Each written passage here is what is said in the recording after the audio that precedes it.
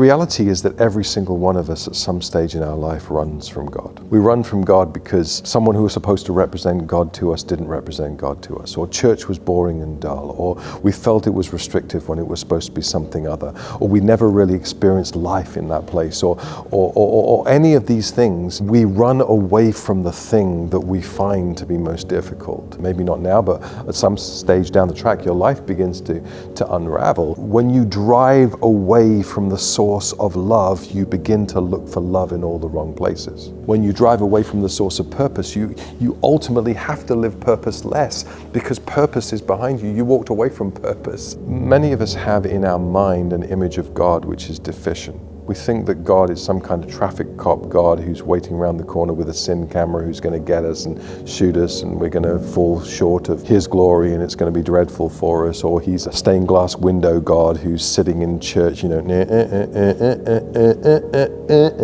that's God. He plays Jesu, joy of man's desiring when everyone's gone. That's the God that we've got in our mind, and yet when Jesus describes God, He describes Him as the perfect Father. He tells a story about a father whose son comes to him and says, I want my inheritance now, and a father whose heart is totally broken by that, and the son who doesn't really care, and everyone's offended when they're listening to the story, and the son who goes away to the far country and squanders the inheritance, the son who has to go and feed the pigs, and everyone's delighted now about the story because the son's going to get his comeuppance, and this is how it should work, it's karma, man, and all that stuff. But the story is really about a father. The story is about how the Father reacts when we walk away from Him, how the Father responds to a runaway. The story continues, and the Father sees the Son returning, and the Son's been rehearsing. I'm no longer worthy to be called your son, I want to be a hired hand. And the Father runs, hitches up his skirts and runs.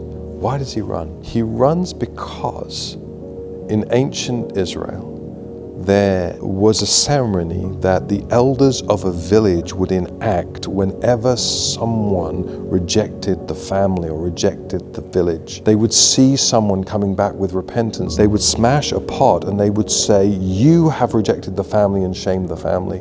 You are no longer worthy to be called a son. And they would reject him and throw him out, never to come back to the village again. So when the father hitches up his skirts and runs, he doesn't run just because he loves the son. He runs to get ahead of the shame. He runs to be the first person to meet the son, so that he wouldn't experience that. So he wouldn't experience that rejection. And Jesus says, that's the Father. That's the God you're running away from. That's the God who has grace for you and forgiveness for you and restoration for you. All that other stuff was religion. All that other stuff wasn't the stuff that was real in the first place. Everything I have is yours. It's not the wages of a slave, it's the gift of a son.